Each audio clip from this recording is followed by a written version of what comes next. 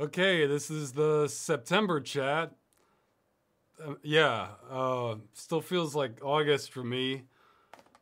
On that note, here's video footage from Deus Ex Human Revolution. I've been lying around since I'm still working on the next episode. I may be a little more out of it than usual as I'm low on sleep. You know, okay, basically all I've been doing since, I don't know if it was the last chat, but definitely since the Planetside session, is just the Deus Ex videos. You'd think they wouldn't take this much time, but it's like all I've been doing. I haven't been playing any games, watching any movies. I mean, I exercise and eat, get groceries, and Deus Ex. That's pretty much what it's been lately. I'm not sure I would have dove in the way I did if I'd known it was going to be quite this bad, but it's just everything. It's just everything together because, you know, the script I can have written in a day or two, and the audio and the main editing, that can be done in another couple days. But then everything else, it just keeps going and going and going, getting it edited out.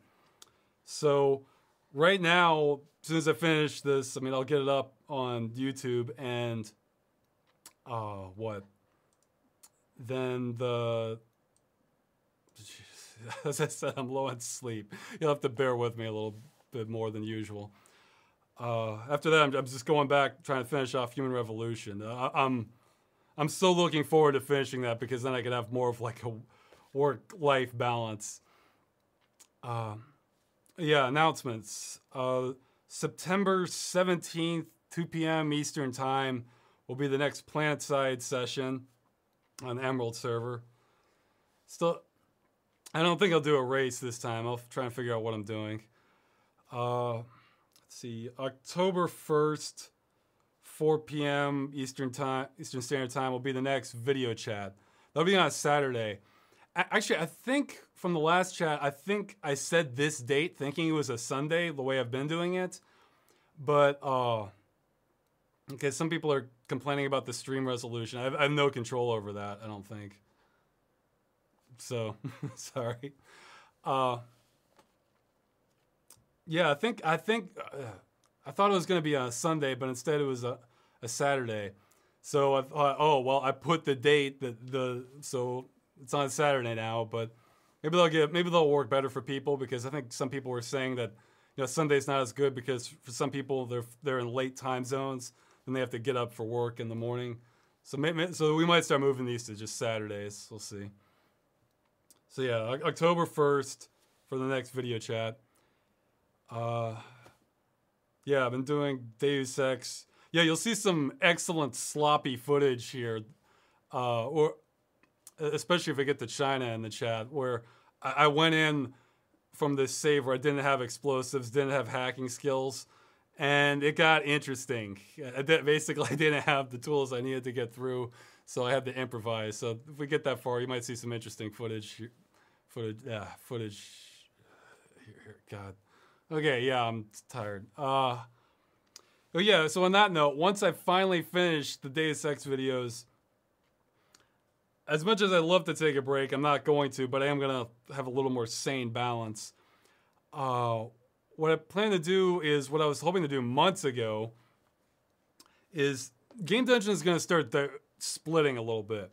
What's going to happen is I'm going to still have normal Game Dungeons the way I've always done, a little bit slower, and that's going to be towards stuff that's just kind of more interesting, like Spider-Bot or Arcade America, Helios, ones that have a little more flavor to them.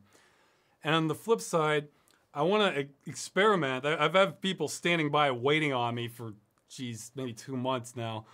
I want to try writing out the scripts, you know, I'll do the main audio editing for my dialogue and maybe list some notes I have for ideas, and then just try to unload the recording and, you know, first pass the video editing to other people, let them take as long as they need to, and try and get some episodes out that way. And I think it'll be almost as good as regular Game Dungeon. I am going to distinguish those two. I'm going to have a different title for those that I'll surprise people with. But so that's my plan, to get more videos out, because again, what, the Deus Ex episode is like, what, 40 minutes or something? Whereas I could have had the writing and audio done, I don't know, 4 or 5 days if I was pushing it. Maybe a little bit longer for the audio on that one. But so, you know, if I can be making one of those every couple days, that would be great. And then just when people are able to, volunteers are able to help out, you know, then they send me the project file. I'll look it over, maybe make some minor adjustments and that. And then I can cover more mainstream games too, which I ones that I might not normally cover because I feel like I don't have as much to say, but if I don't have to do all the editing, then sure, I can come up with some things to say. So that's an experiment. So that's my plans for the future with that. And I got to get back to the movie because this has been stealing time away from that. So yeah, that's all the announcements I have at the moment. Looking forward to having life balance again. And in the meantime, more Deus Ex is coming. And people sent me a bunch of questions. I got rid of all the ones where people were asking questions that I know have answered in previous video chats. And also ones where I didn't really have a good answer. So these are ones I can relatively answer easily if I, in my current state, hopefully. So I'll get to that. And there's something else I wanted to say. Yeah. Oh yeah. I was almost wondering some questions. I'm almost wondering if I should just, even if somebody's asked it in a previous video chat, if I should just answer it each time anyway. I mean, some people would abuse that and just ask the same question, but you know, if it was someone different and they didn't know, I don't know. So one thing I don't mind repeating again, Freeman's Mind will resume. I just want to get farther on the movie, and I'm slowly making my way back to it. It's all part of a process. It's all part of a plan I have that just having a traffic jam at the moment. That's all. But I do get things done eventually. That might be a good quote for my work ethic. Well, not even my work ethic. I'm doing a hell of a lot. It's just that everything gets up taking longer. Okay, so I'll answer questions people have sent me. I'll answer some in the chat after that. So I guess I'll get right to that. Let's see. Ross, since the end of Freeman's Mind in 2014, over the last year and a half, you've opted to make less narrative content as opposed to Game Dungeon and your Ross Rants videos. While I enjoy them, I'm curious if you have anything planned in a narrative format, like Freeman's Mind or Civil Protection, in the coming months, years, besides the movie itself. Absolutely. I have tons of smaller ideas. Once I can kind of work it into the time flow, I'd love to have like some sort of smaller, actually sort of hand-animated clips with help from people. You know, hey, who knows, after the movie, I might resume smaller machinima or do some before that, but I have not abandoned it one bit. I realize it is a little comatose at the moment, but I am going to come back to it. So, in fact, if time was no object and, you know, I didn't have to worry about, you know, kind of maintaining viewers and everything, I might just abandon the more stuff like Game Dungeon and just do original stuff. So, but it tends to, as much time as some Game Dungeon episodes can take, animated stuff can take even longer. So, okay, this is another good question. I know you've had a bad experience with machinima, but would you generally recommend joining a network for a small gaming channel? I read that one of the benefits is protection against copyright claims, which seems like a big deal if you're doing Freeman's Mind style videos or Let's Plays, especially with YouTube's broken copyright strike system, where everything's done through an algorithm. Okay, I mean, I'm independent right now, so I'm not with any game network. And I actually have had a couple, I haven't had copyright strikes, but I have had a couple copyright claims where there was just a bad match and it was totally fair use for what I was doing. Okay, I'd love to get some hard information on this because I haven't seen any anywhere. But in the old days, like when I did join Machinima, that was absolutely true. You needed that protection. Nowadays, I'm not certain networks can do anything for the average YouTuber that you can do on your own.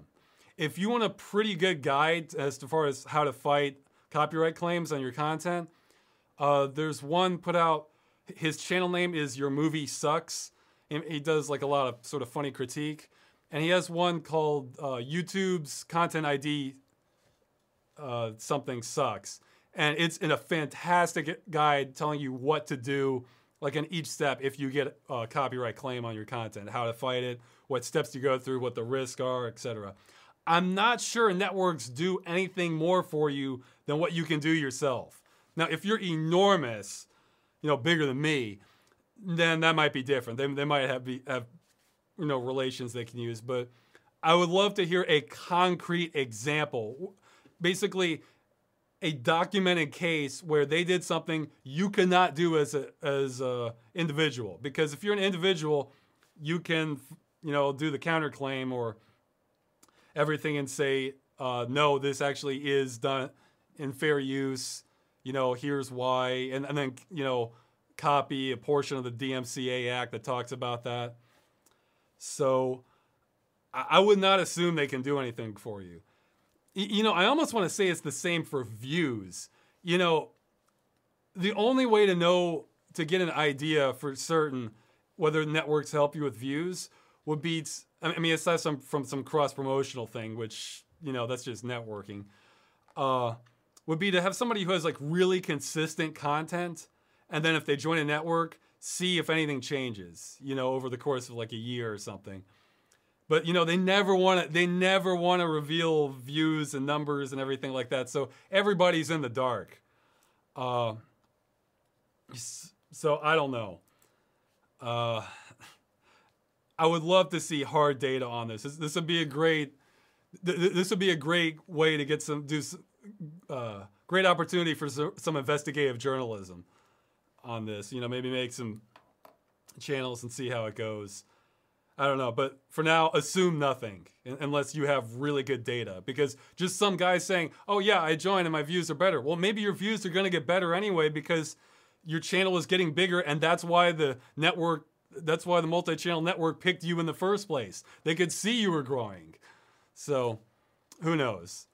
I obviously had more views when I was on Machinima's channel, but when I did that, it wasn't my channel linked to Machinima. It was my video appearing on their channel. So yes, that way you can definitely get some more views, but you'll probably lose a ton of rights doing it that way also. So, just in case there's any confusion, I wasn't, my channel was never partnered with Machinima. I released videos to them and they put it on their channel. But, so yeah, okay, I should keep moving. So yeah, assume nothing.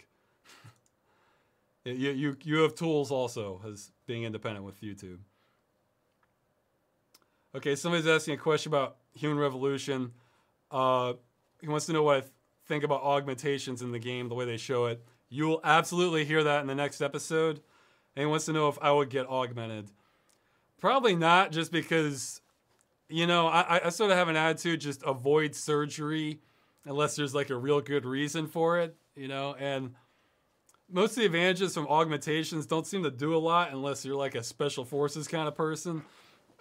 So, I don't think they help me make videos any faster.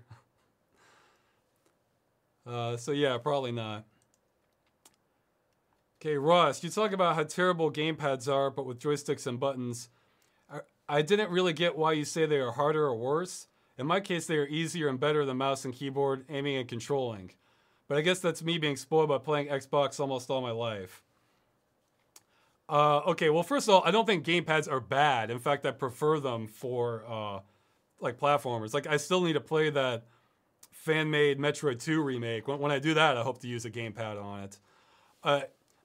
Also, myself personally, I am worthless aiming on a gamepad, like in like a third dimension. So my skill on a gamepad in 3D is going to be worse than the average gamers, most likely. But as far as like it being better or worse, I think the vast majority of console games have some degree of auto aiming for like first-person shooters. So if you shoot at a guy and really you're aiming right here, like next to his head, it'll say, close enough, and then move it to his head.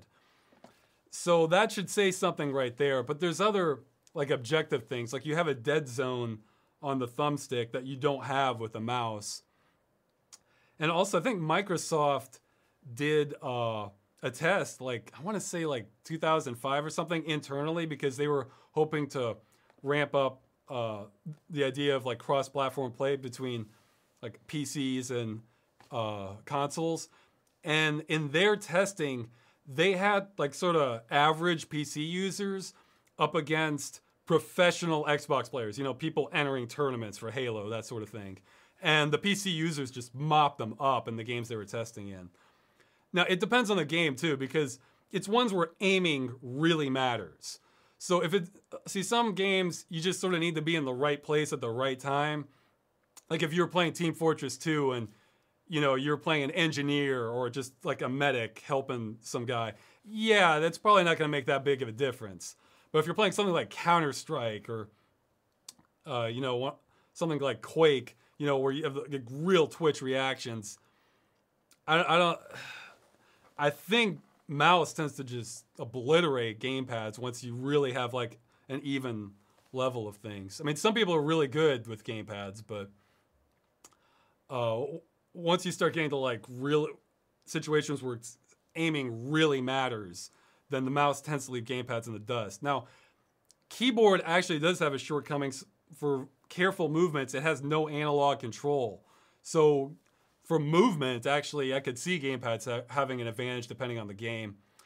In fact, I mentioned that in Strife, we still sort of need analog input option for some games for the keyboard because, you know, here's a challenge I'll throw out there. Maybe somebody knows the game. If there's a game out there, it probably won't be cross-platform because, again, they try to discourage this because they don't want people getting dominated by people on the PC.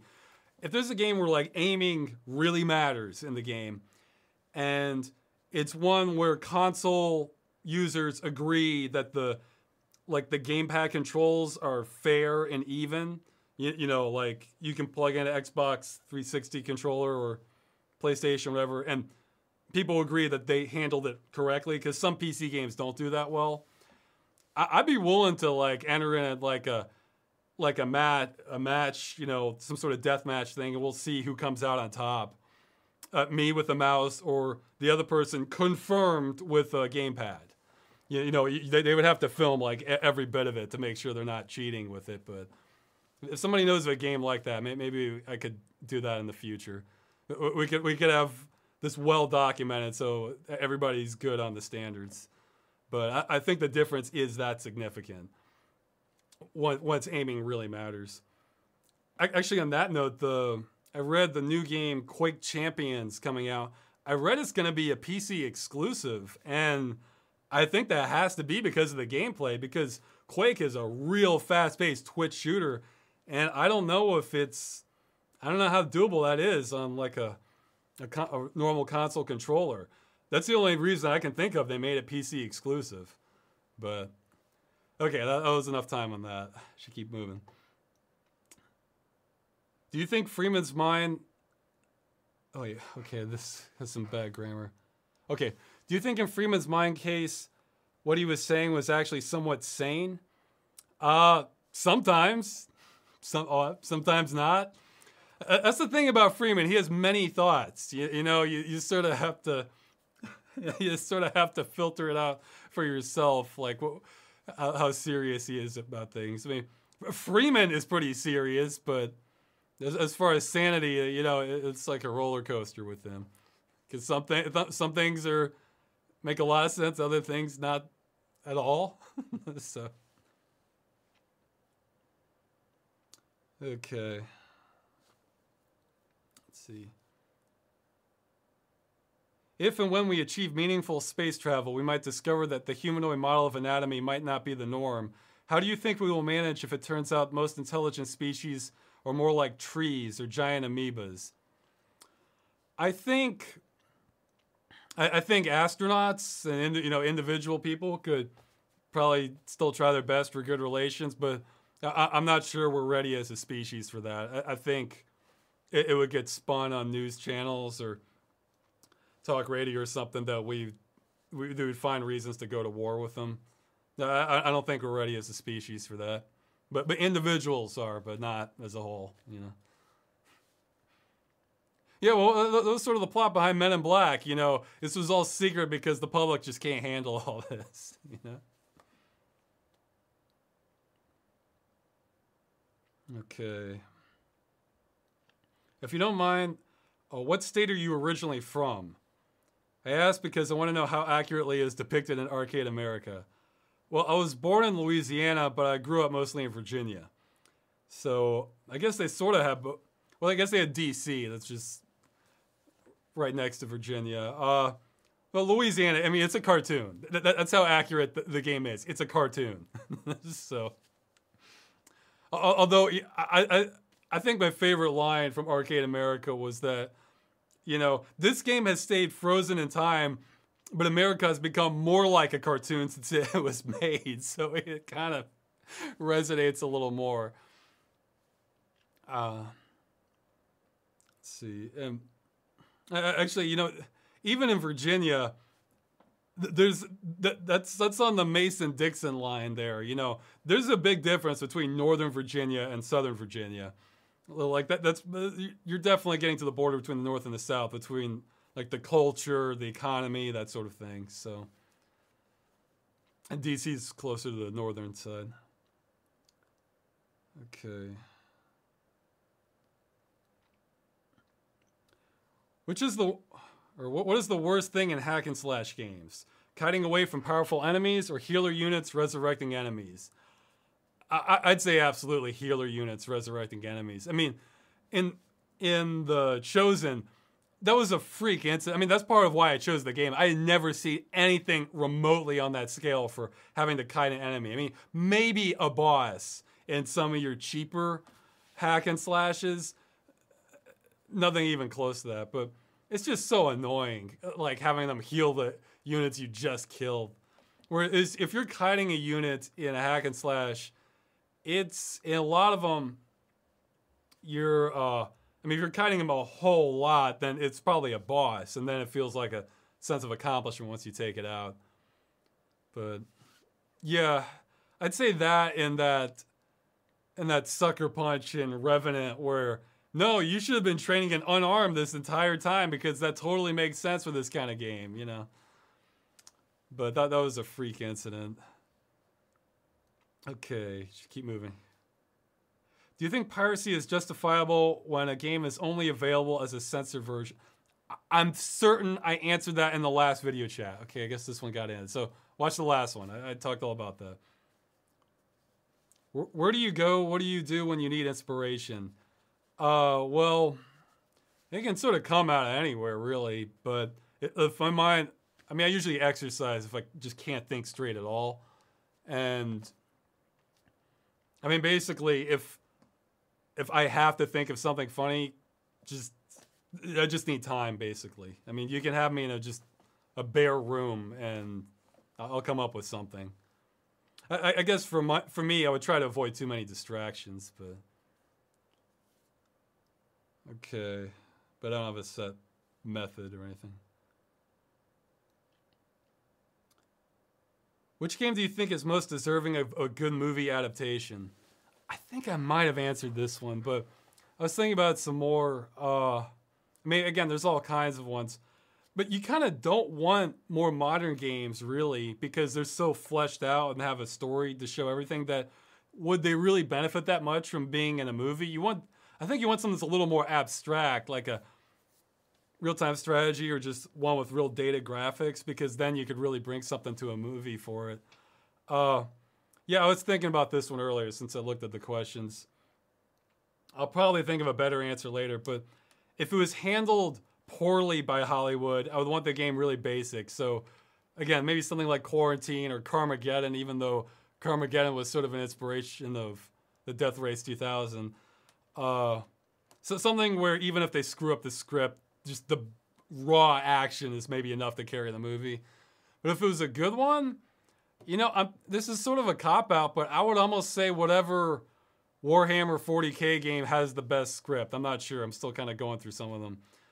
Because, you know, if that was given like the full treatment, you would have a cult classic on your hands. Maybe, hopefully more than that, but it's... Warhammer 40K is just odd because it's filled with stuff I think that's kind of dumb and stuff that I think is ludicrously well thought out. It's this weird mix. So I'd love to see a movie kind of showing off the sort of world they've created with that. Okay. If you had to take either a classic Romero zombie or a Half-Life headcrab zombie in hand-to-hand combat, which one do you prefer to fight? Well, I think definitely... Well, I say definitely... I think I have to go with the Romero zombie because, you know, if you kill the headcrab zombie, then the headcrab's going to come off and start jumping at you, and that's going to be awful to deal with. Whereas the Romero zombie, it's going to be real slow. You basically just need like a broom handle to keep it away from you. But it is more infectious, so that there's the danger there. But I think, you know, just sort of shove it back and leave. You know, see, that's the existential horror from zombie movies. One zombie is not your problem. It's that they're everywhere, and society's broken, and, you know, it's like, oh, okay, well, I got these zombies, but I forgot about these zombies behind me, you know? It's kind of cool like that, you know? One zombie is just, if you're ready, it's not a threat at all. Okay. What has been your experience of the Unreal Engine 4 so far? It's been pretty minimal. I used some for the backdrop in Moon Gaming, but I did more in the UDK, which is essentially a modified version of Unreal Engine 3. It mostly seemed to have the best of both worlds between Face Poser and, I mean, not Face, the Source SDK, like Hammer, and Source Filmmaker. Mostly seemed the best of both worlds, but I still need to get a better animation system down.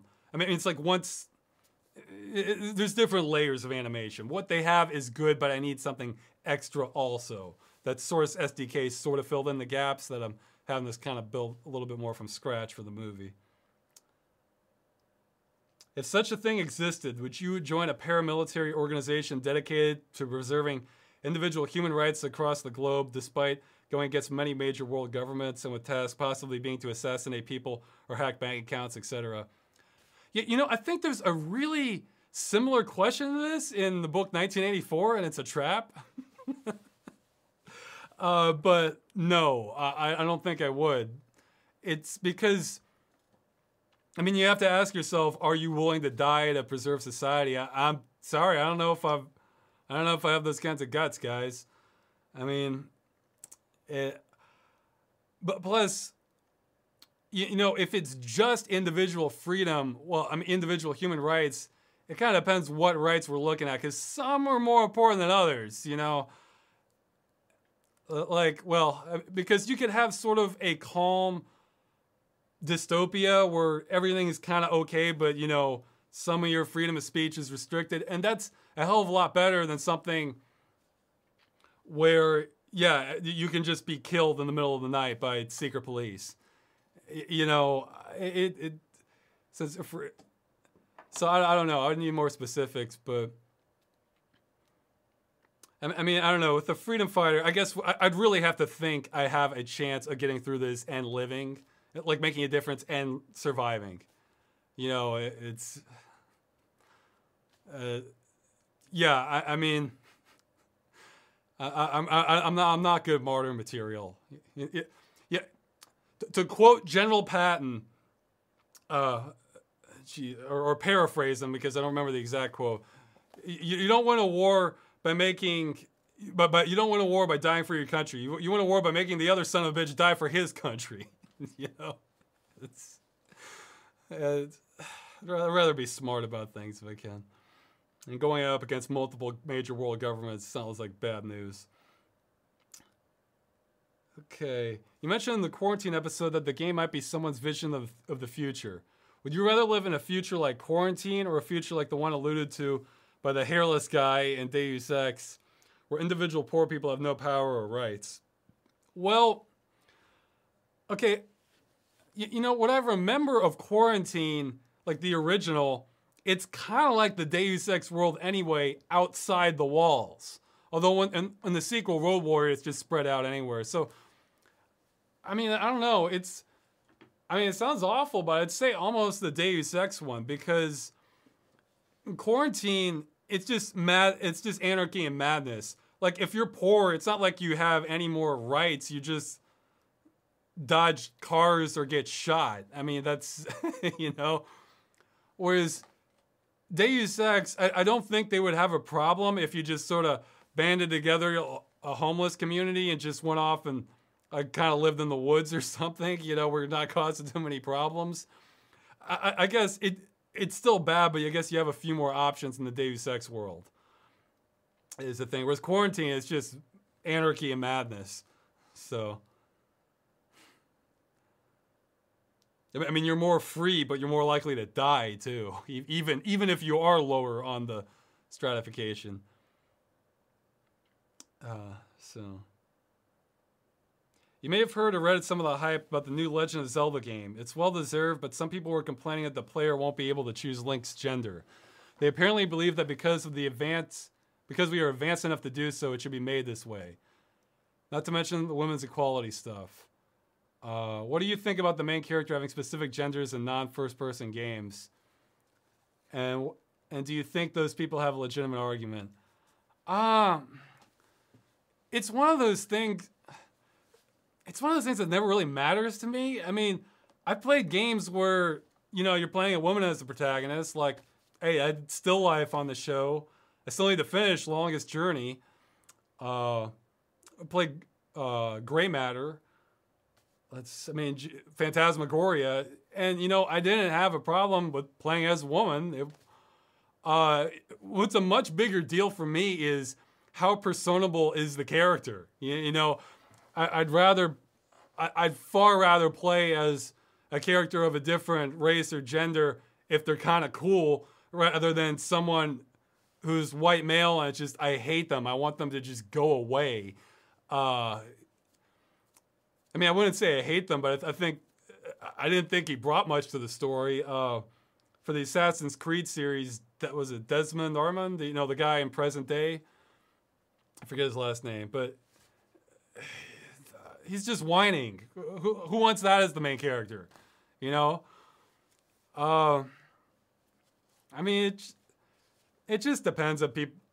I'm wondering how many people, like, this makes or breaks the game for them. I mean, I'm sure it is for some. Like, for me, well, hey, with Deus Ex being... yeah, can I get my finger right? Yeah, there we go. With Deus Ex being shown, tinting, that does not make me a happy camper. I care about that way more than what my character is. That bugs. Whereas some people, that's no big deal. So I'm wondering if the gender is sort of like that. But I think for most people, you know, they're probably like me in that, how cool is your character, you know, and that's the primary thing. Or if your character is just completely neutral, but the game's cool, then that works too, you know. I guess the thing I don't like is if, say you have a character and like the gender just really does not fit for the role, like, and the game is trying to be believable, because like in fighting games, you'll have a literal waifish schoolgirl fighting a guy that's like a 350-pound juggernaut, and they're equally matched. And, you know, we just sort of get handed to fighting games because you're not meant to take that game realistically at all. So that works. But if you were trying to build that up as believable, no, that won't work. You know, this waifish schoolgirl cannot be a serious fighter. It's just, it doesn't work. You know, I mean, she could be, well, I don't know. You're even kind of stretching things with her being an assassin, but there's some things that doesn't work for. But yeah, for me, I don't know. I mean, for me personally, it's not really much of a legitimate argument, but hey, maybe it's like me with tinting, so. Okay. Let's see. Hey Ross, I know you said you thought Blizzard's writing in their recent cinematics has been pretty bad, and I wanted to know what you thought of their latest video, and it's the it's a link to an in-game cinematic of their newest expansion, the Legion something. I have seen that. Okay, from what I remember, the direction and cinematography was, pretty solid, but in the writing, I don't remember anything in there that a 12-year-old couldn't write. So, I mean, I get the feeling that that a major character dies and they probably just kill them because they've been hanging around long enough. We have a new expansion, so we need to spice it up somehow. Let's kill off a major character. That'll do it. I don't know. I mean, that's just from the cinematic. That's the impression I got. I haven't really got what? I haven't really followed the storyline, the World of Warcraft, much past the original game, and it sort of dwindles with each expansion. I sort of have a better idea for Burning Crusade and Wrath of the Lich King. After that, it's pretty much just me watching some of the cinematics and just maybe I read an article about it when it comes out, and that's it. So maybe there's some more significance to it, but they sure didn't impress me with Diablo 3's writing. Or the StarCraft 2, I thought the first one was mostly good, had some definite weak spots, but mostly good. And then the others after that were just a bit of a wreck as far as the writing, so. Ross, I was really disappointed with your Deus Ex video. You completely missed the point in the opening scene where they're talking about how the virus will give them the power to be as God. They literally said it. How could you miss that? In real life, there's a group of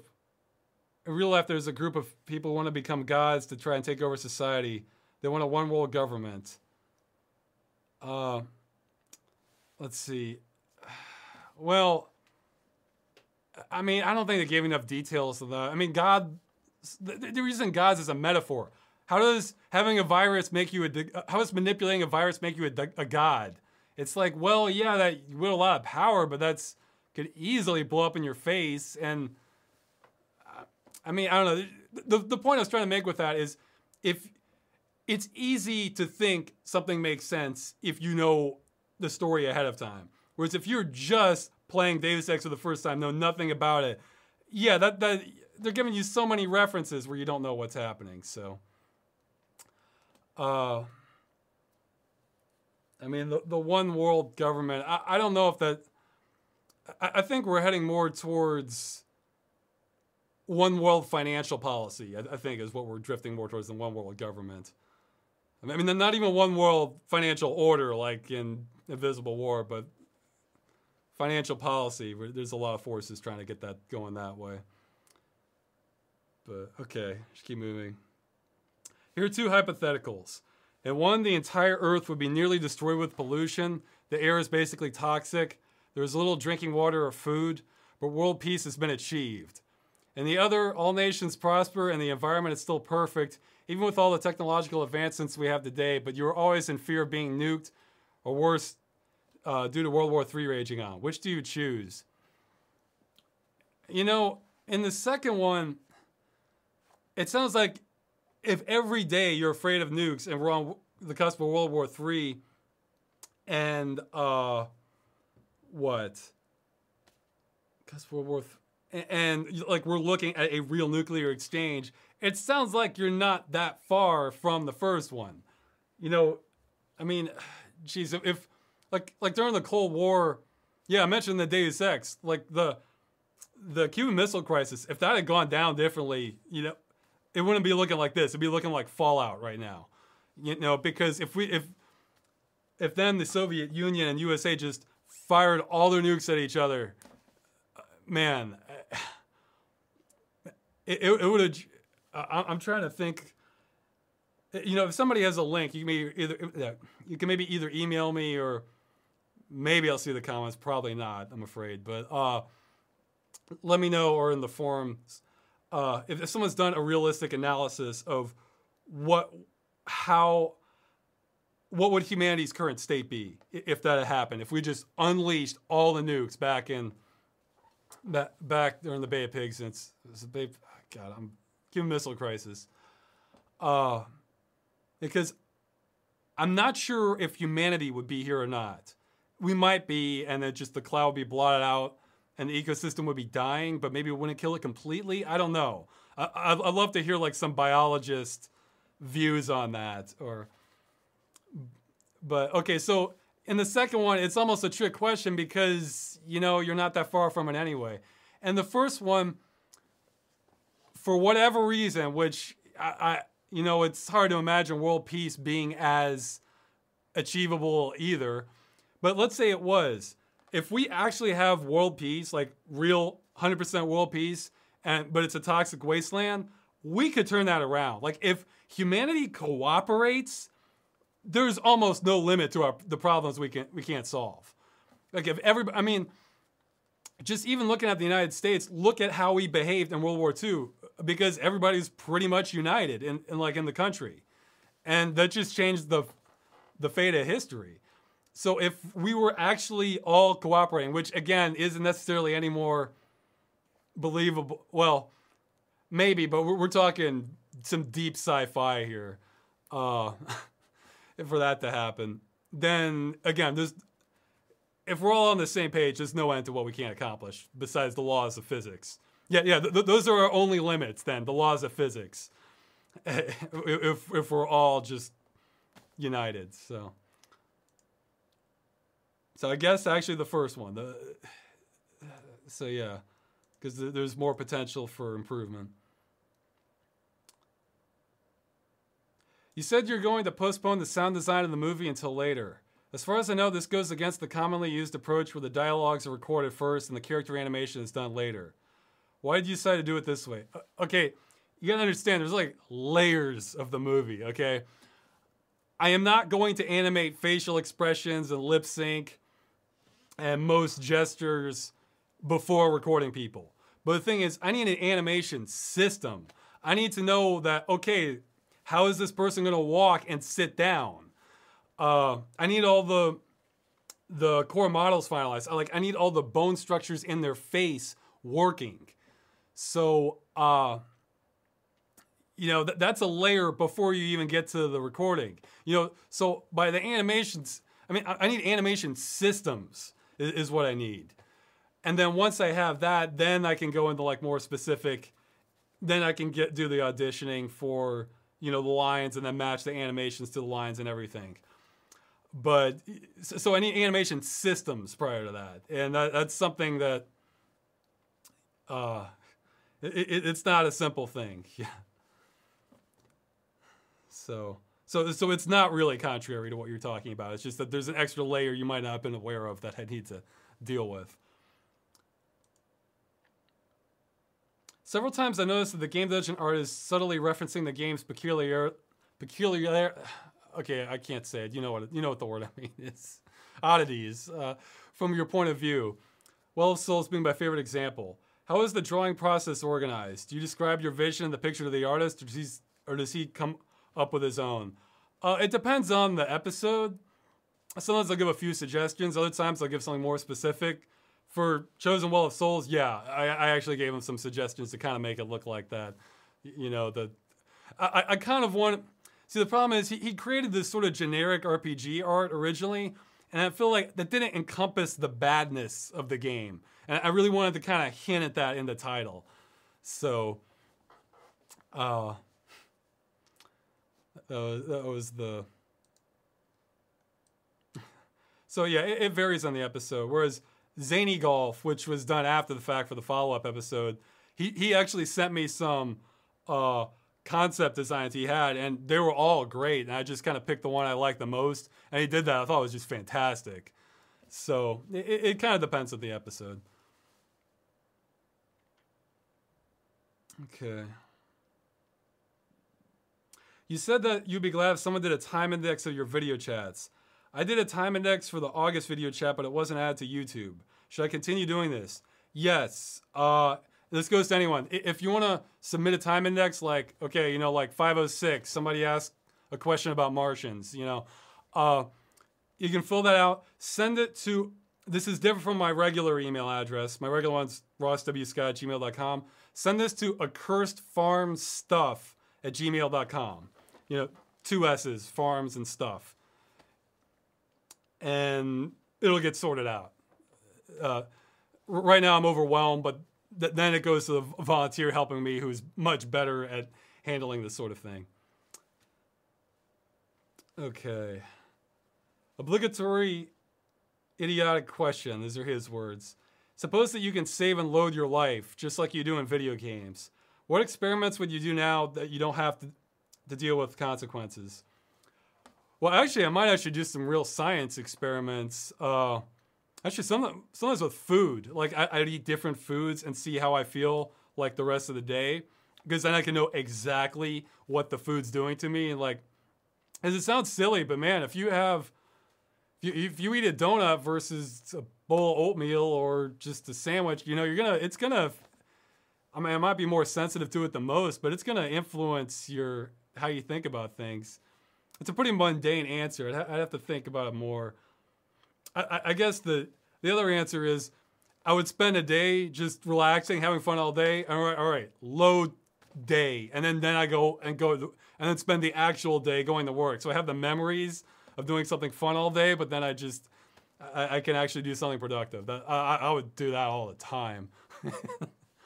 I guess the question is, would it prematurely age me? But if it's a load game, I guess not. But I don't know. Those are the two that come up off the top of my head. So let's see.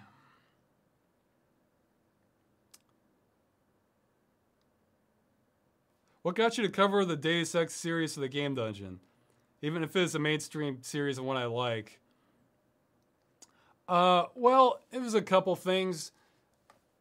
I mean, yeah, it was kind of polarizing, but I felt like, basically, if someone had said something similar to what I did in the first Deus Ex episode, about how, you know, there's a different layer that it's covering here, I might not have even made it. But I feel like, you know, everybody praises the game, and that just almost never comes up.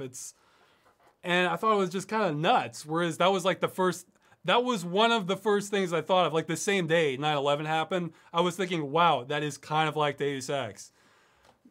And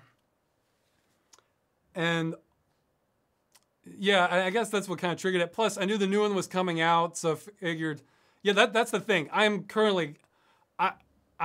approaching 2 weeks behind. I was hoping to have like a smooth transition so that by the time I did Human Revolution, Mankind Divided would be coming out, so I'd lead right into that, and that just, no, it didn't happen. I've been working relentlessly on it, but it just hasn't happened. But if I had to go back, I might not have done it because it's so time consuming. But speaking of which, this is sort of a high watermark as far as seriousness for Game Dungeon. I kind of want to go back to more fun, exotic stuff. So, I mean, not in terms of seriousness of the game, but in like seriousness of like the commentary. So, I always have mixed feelings doing ones that are kind of more serious and cover more serious topics because, you know, sometimes you just don't want to hear that stuff if you're watching the videos, and I'm trying to drift away from that. But, you know, if I'm gonna do that with one game, I feel like Deus Ex is the one to do it. So, hey, the one after Human Revolution's much less serious, much lighter. So, let's see. But hey, maybe for more mainstream games, that's what I hope to sort of drift towards, where I'm mostly just writing it and doing the basic editing and like the final cut of it, and getting help on the rest of it. So I hope to be able to cover more mainstream games that way. Let's see. Okay, this is one I don't really have much of a good answer for. Maybe I will later. Have you played Undertale yet? Okay, time for me to disappoint the entire internet. I have played it. I played it about 2 hours. I don't know, it wasn't really doing much for me, but you have to remember, I'm biased against turn-based combat. And somebody's saying, oh no, I've heard somebody say, oh no, it's not really like turn-based combat. Yes, it totally is. You know, I was being nice to everyone, just being, okay, you know, have mercy on everyone. And it's like, no, just bam, bam, bam, bam. It just slows down the game for me too much. And, I mean, the story was just, again, judging from 2 hours, which I'm sure does not do it justice. I'm not saying it's a bad game. I'm saying it's a bad fit for me. It just wasn't really grabbing me. So again, this is contrary to the entire internet, and I realized I only gave it 2 hours. Music was good. Music was solid. But so again, this is not me saying it's a bad game. It's me saying it's bad fit for my taste. And my aversion to turn-based combat, because it slows everything down for me, is a part of that. So hopefully I haven't lost half my viewership. How do you feel about pirating games where the original devs don't get any money, but the copyright holders do? Like the original Doom. I think copyright law is an absolute mess. And you're kind of entering an area where people can both be right and wrong, depending on sort of your moral viewpoint. I mean, it's... You know, the way I look at piracy now in games, it's like, say there's a bunch of swimmers going out in the ocean, and you know there are sharks in that ocean. And when a shark bites some guy's leg off, you know, you're thinking, oh no, it's terrible. But at the same time, it's like, yeah, that did happen, didn't it? And so it's not like mortified and shocked a game got pirated. It's almost like you have to expect it as part of the... It's like with stores. They write up, like retail stores, you just walk into stores, they account a certain portion of their budget for shoplifting because they can't prevent it all. Or rather, if they did prevent it all, they would lose more sales from... I mean, I know what I'm talking about. I used to do security for stores. They would actually lose more sales clamping down on every single theft than they would allowing a few, because what happens is if you're just 100% stop all theft, then the customers sort of feel a little like it's a police state when they walk in your store, and it makes them not want to buy as much stuff. And piracy's like that on a different scale. And then once you get into the like stuff where like the developers are scraping, the original developers are scraping by, but some rights holder is still making bank off of it. It's like, well, you know, I guess that was fair from the contract, but maybe the contract was manipulative or exploitive and the person didn't have a lot of options. Or, you know, maybe everybody's cool with that. Or, you know, maybe it is something where, yeah, this really sucks. You don't want the money going to that company. They do bad things. But at the same time, I don't think that's a good... I've never thought piracy is a good, like, moral justification for anything except preservation of games.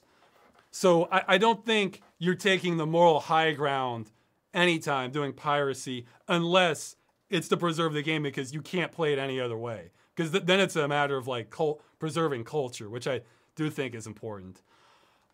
So if you pirate a game that, you know, yeah, you think it's a bad company, they whip the developers, everything, that still doesn't make you in the right. You know, it's so that, but at the same time, it's not quite the same as something where like real people are getting hurt, like some indie developers struggling to get by. You pirate their game, that's at the end. And you can afford it, and well, even if you can't afford it, it gets blurry. So, yeah, copyright law is a mess, and you're not taking the moral high ground if you're pirating a game, unless you literally can play the game no other way. In which case, absolutely, pirate the hell out of it. That's my attitude of. And by play it any other way, I mean, I should clarify. No one can play it any other way. That's a good way. Because maybe you can't play it now, but it's going to be released in your country in 3 months or something. Then you're just sort of being impatient. So, okay. So, yeah, piracy's a mess. This is what it comes down to. Have you ever watched any 90s to 2000s cartoons? Yeah, I watched some as a kid. Was it just called Doug? I thought there was more than the name, but I think it was just Doug. Actually, it wasn't until college that I saw it, but I loved it. The Tick. The Tick's great. Also, again, I didn't watch it until later, until after it happened, but Ian Flux. I love that. Yeah, Ian Flux is one of those that's, if you just look at it, you see some woman in a scantily clad dress with holding a pistol, and you just think, oh, this is just some stupid kind of man-child fantasy. But it is incredibly good writing and like kind of, or incredibly thought-provoking writing. That's the way to look at it. Very surreal, very well produced. They almost do themselves a disservice just putting her in a unrealistic kind of bikini with a gun there. It's not like that at all. It's not like that at all. And of course, I like Beavis and Butthead, which I catch up on. So, yeah, I watched some. Let's see. I'm sweating here. I have a fan on me because my apartment is still kind of cursed that even though it's cooler outside, it's still hot here. Yeah, that's why I said it felt kind of like August to me because, you know, besides the heat, all I've been doing is Deus Ex. It's like that's it. So it feels like, oh, well, I should have finished in August. It's not August yet? Oh yeah, so someone's mentioned they can't believe I haven't died in the footage. Me too. I was poorly equipped for this section. But I decided, yeah, I just need some footage. Here, I'll let it go longer, then I can use it for this too. And,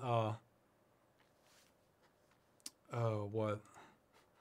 And I just ran with it. I was just like, I'm just going to try real hard to survive. And that's what you're looking at. Yeah, there we go.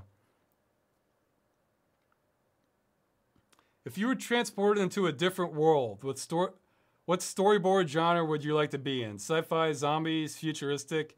And what would your role be? Guy who dies first, the hero, a lackey, etc.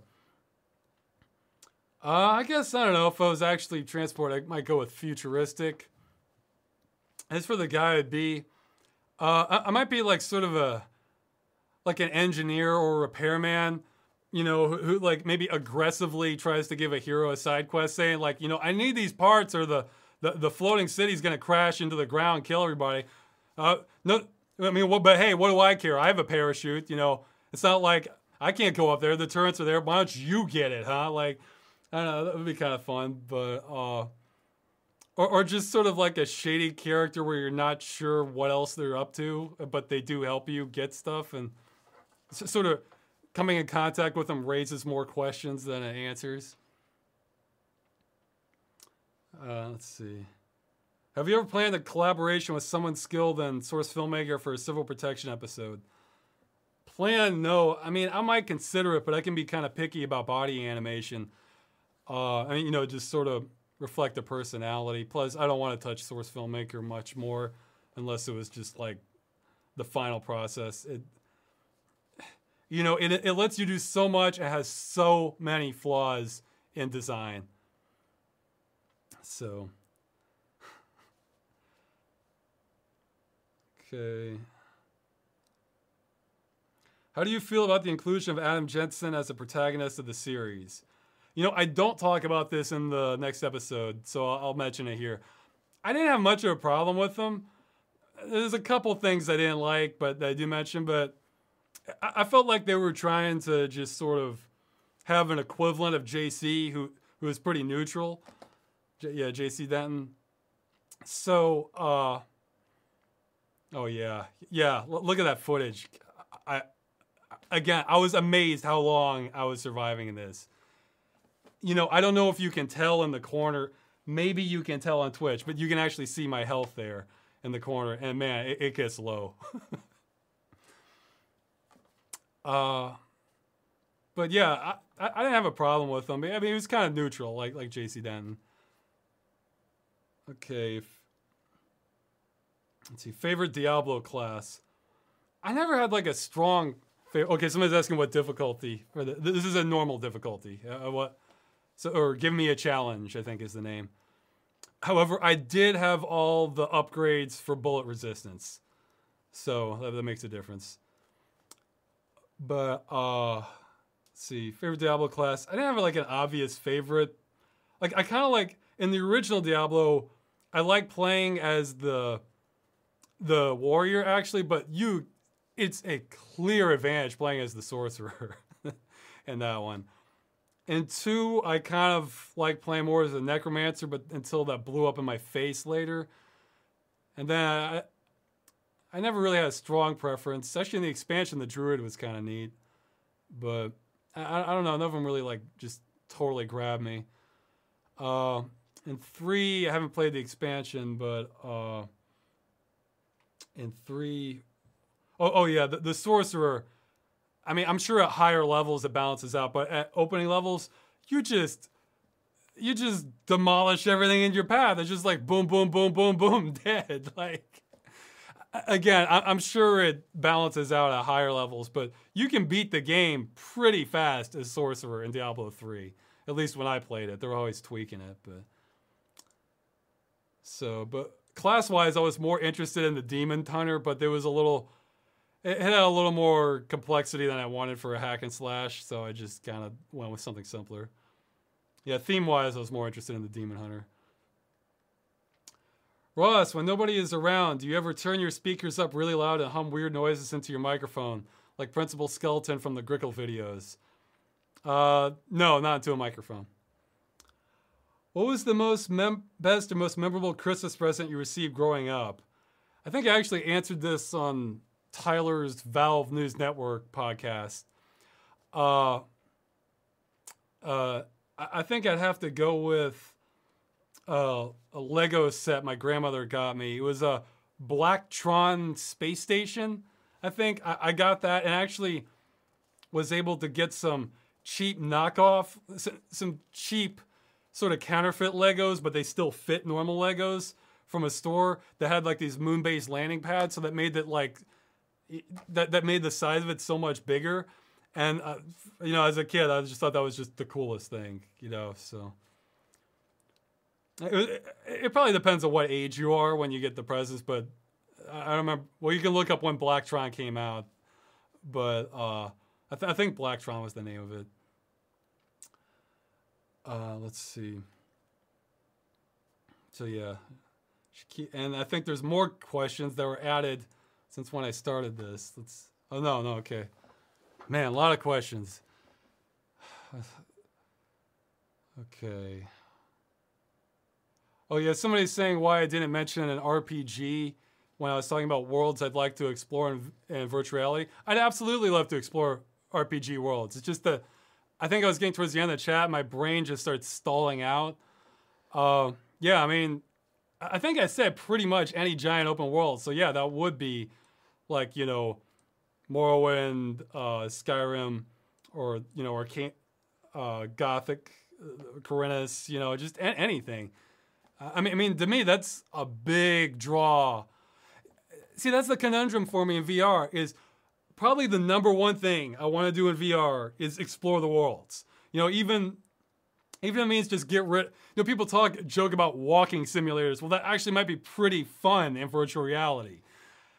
And, like, even if I don't have any combat or deep mechanics, I can still see all these cool worlds like they're real, and that's just the coolest thing in the world to me. But if movement is so crippled with the normal systems, I mean, with the traditional systems, it's like, man, it's just they're trying to connect, but they can't. So, yeah, that's it. So yeah, I'd absolutely love any cool-looking, fleshed-out game world. I'd love to see it and walk around in it and explore it. So whatever gets me there, that's what I'd love to see out of virtual reality. That's the number one thing. Because, you know, if I was playing a competitive game, like I mentioned Quake earlier, where, you know, or some of the stuff I'm trying to do in this Deus Ex video, I would not want to do that in virtual reality. It's too hard. I'd lose too much of an advantage. Or I might make myself throw up, so. Okay.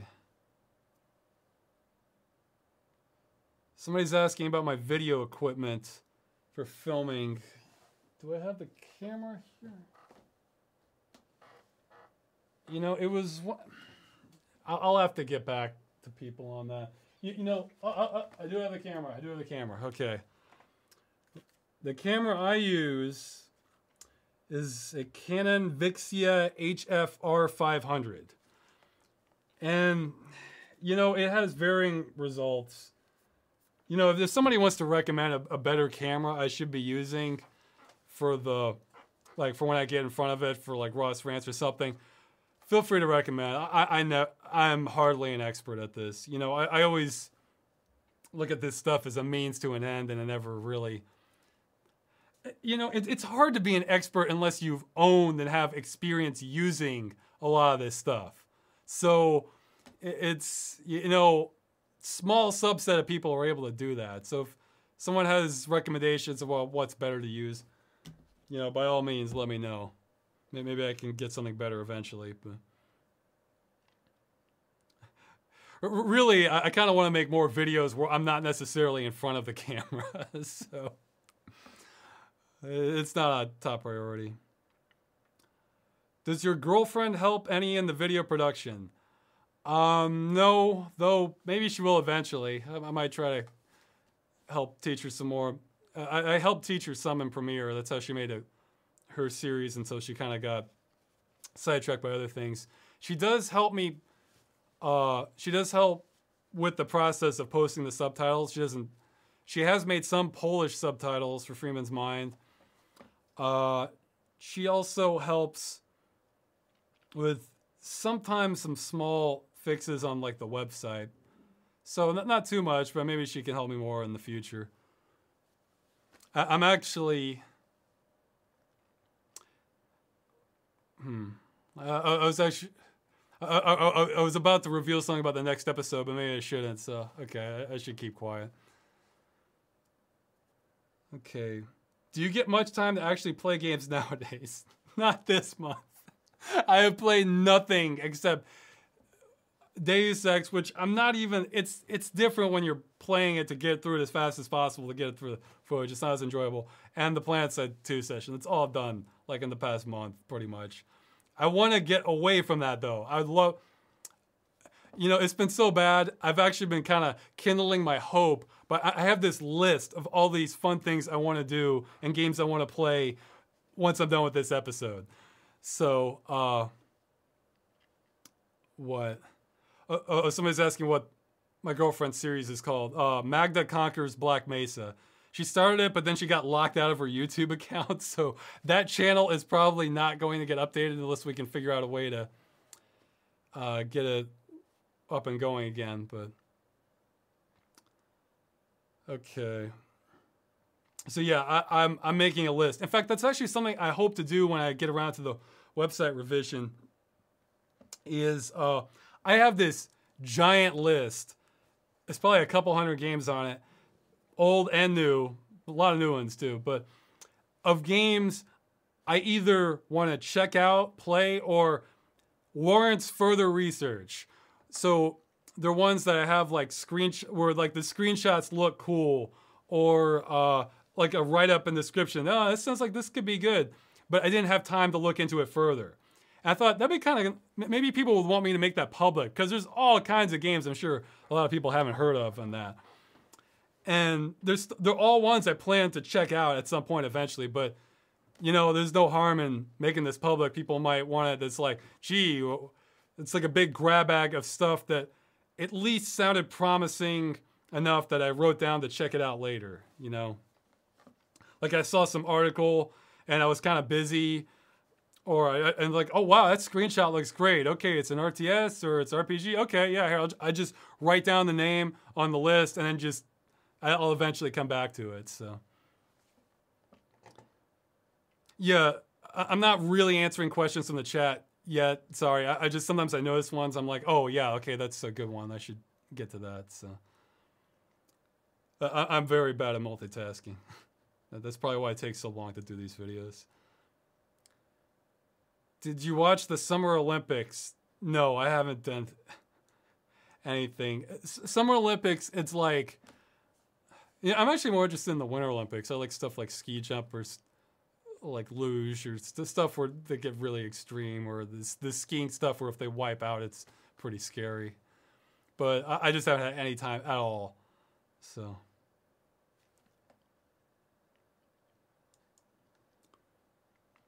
Okay, this is a little bit longer one. What do you think of companies who make tiny changes to a game to ensure that people playing on certain consoles or operating systems can't play them? You know, I was going to say I don't know many cases where that's actually happened aside from a contract thing, but hey, he gives two examples, which are pretty famous. In Halo 2, Microsoft said that it couldn't run on XP and people hacked it so it could. It was, and apparently Quantum Break could only run on DirectX 12, which requires Windows 10, and now it's going to be able to run on DirectX 11 on Steam. Look, I've been debating whether.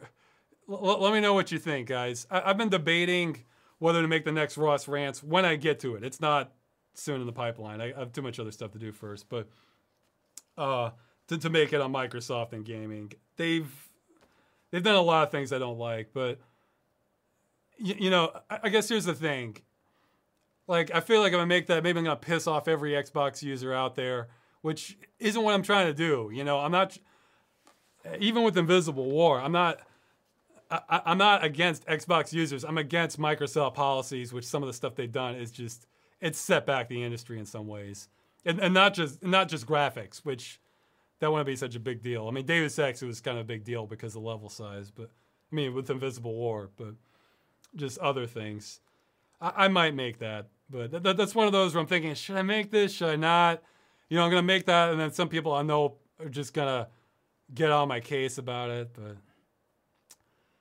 Okay, do you still have faith in your top 25 list of most anticipated games, or not so much anymore? Into the Stars, Firewatch, Slain, We Happy Few, The Vanishing of Ethan Carter, and Uncanny Valley have all turned out to be duds critically.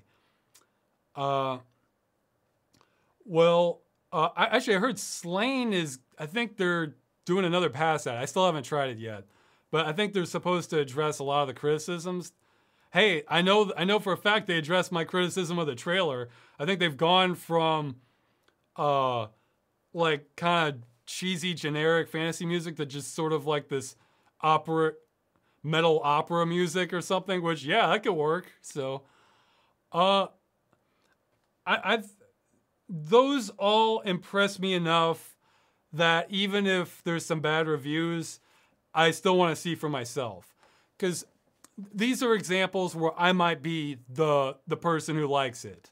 Where, you know, it's unlikely to mean that the criticisms against it are unjustified, but it could mean there's something else in it I like so much that I don't care. It still makes it worth it. I think everybody has games like that. So I definitely still want to check all those out. One person gifted me Firewatch. I still have to play that. But, yeah, Uncanny Valley, yeah. See, Uncanny Valley, even now, I still love the atmosphere they had at Uncanny Valley. And it got my imagination going, like, man, I wish they did a better job because, you know, I really liked where they were going with it. I really liked it. It just kind of fell short. So, if it was a game I was on the fence about anyway, then yeah, I wouldn't try it. But these are all ones I like the theme. The gameplay sounded promising. Yeah, I want to check it out. So it hasn't discouraged me, I guess. But it could mean they're duds also. We'll see. This is a good question. Something I should have said in the announcements. I haven't heard anything recently from Dead Game News. Does that mean games have stopped dying, at least for now? Or do you unfortunately have some more bad news on the way? I had to put it off like everything else. It's overflowing. I'll definitely get to it. I may even break it up into a couple episodes. I'll start slowly getting on that after I finish Deus Ex. Yeah, there's more coming. Unfortunately, they're killing them, but I warned people it could be like this from the very start, you know, from the intro, you know. Hey, by all means, feel free to step up and do my job for me. Hey, I'll say this. If someone does a good enough job doing what I've done in Dead Game News and they can keep it going long enough, I might be willing to pass the torch on that and like give you a public endorsement. But you'd have to do it a long time first, so I know you're not just gonna get caught up like me. Because I love I'm only doing it because I feel like it needs to be done, you know. yeah, if I'm gonna cover any topic seriously, like within the gaming realm and game dungeon, that's it. Because how do you defend killing games, you know, as a gamer? Okay, now here are all the extra questions that were added to me before I started. So I haven't even read these. And then I'll get to the chat, I guess. I think what happened is Daniel updated this like just before we started. Oh, regarding the movie. I know you've said that music and such is something you'll handle later in the pipeline. You've also said that you have one or two composers in mind. But is there any chance of another potential one to contribute? Yes, they are, but there's so many steps in the movie. I'm just not even thinking about it too much right now because see what happens when I think of a song or music I want, I get the imagery in my head, I get excited about it, and then I realize how far away I am. And then it's a morale killer. So I try to just, you know, the expression, you keep your nose to the grindstone. I try to do that because that if I can just grind through the tedious parts, that helps me. This is a pattern I've had in a lot of my things. I try not to get my hopes up too much until I'm close to the finish line, you know, because otherwise it's a morale killer because then you get discouraged because you're so far off still. Whereas if you just take like a robotic stance, like, no, I have to get this done, you know, then more like a man on a mission, then it makes it easier to get things done. But if so, would you give some hints of what you're looking for style-wise, way ahead of an eventual deadline? Sure. I actually have a list of some tracks that will be kind of inspiration for it. Here's some generalities, though. I don't want any, like, obviously modern-sounding instruments, you know, like electronic stuff, because it's going to be in a medieval fantasy environment. However, that doesn't mean you can't get pretty creative, you know, with kind of like wood claps, you know, like dulcimer, or, you know, they don't have to be, or mandolin, they don't have to be authentic medieval instruments, though that might not hurt. But I want stuff that's a little more expressive than, like, I do not want a generic symphony soundtrack. I want this stuff to stand out. Or stand out to a degree. It doesn't need, it has like a theme repeated everywhere, but it means like when you're watching this, you're thinking, oh, this music's kind of nice, you know, like, and it fits the mood well. So I actually have picks all over the place from where I'm taking inspiration from different scenes. If you played the game, like, okay, I can't give any details on the movie, but for like one specific action sequence, I'll say, there's what? No, this is gonna take too long. Sorry. Because there's different things. Okay, in Gothic 3, Geldern Day music, like the city of Geldern during the day. That's like this chilled out kind of music piece that would be great for a chilled out part of the script. See, I don't want to give any details here, but it's in this medieval setting, and it's like that's nice.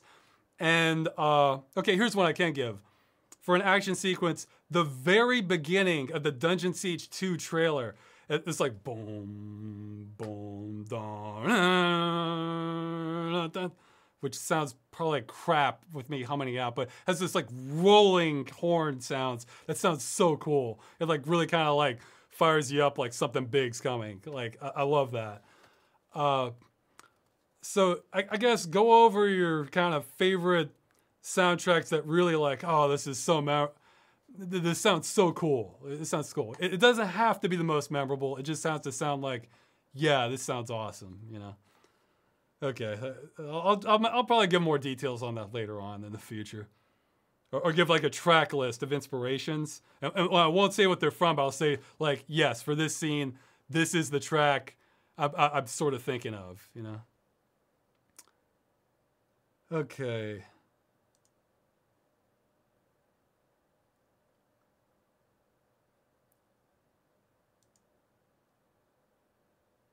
I may skip once. I can feel my brain fading a little bit. I'm low on sleep. I'm probably gonna go to sleep a little bit after this.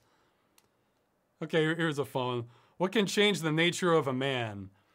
I think it depends on the man too, because you know some people, their psychology is such that they're always going to be like psychopaths, like they're always going to be like a menace. But I think the main thing is to have basically the value system, and that tends to start young. So if you have value systems that are sort of destructive or take things in the wrong way, which probably everybody does to some degree, that's what can change things. Because, you know, what you're taught is important. That doesn't, it's partially what you're taught and partially what your thoughts are, what you think.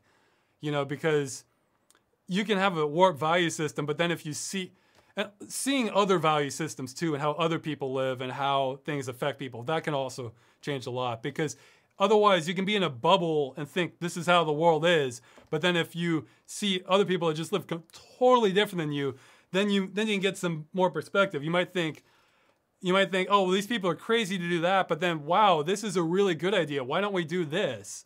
You know, so yeah, it's, you know, the classic nature and nurture thing. Well, no, it's more like less nature even.